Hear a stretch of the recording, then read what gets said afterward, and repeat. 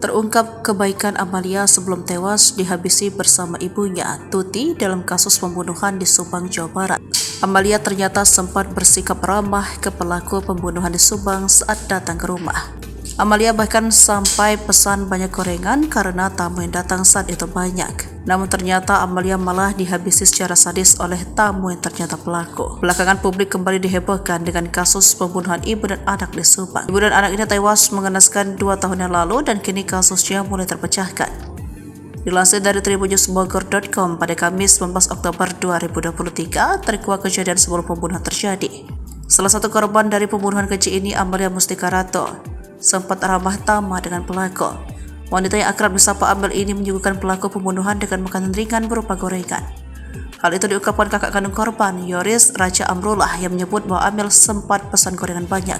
Amel pas kejadian malam itu pesan gorengan banyak seakan tamu banyak, ungkap pengacara Yoris Raja Amrullah, Leni Anggraini. Biasanya beli sedikit, pas malam itu mah banyak, kayaknya orang banyak, kata Leni. Ayah korban Yosef Hidayah disebut datang ke rumah korban pada malam kejadian. Kedatangan Yosef ini juga ditemani oleh Muhammad Ramdhanu alias Dado.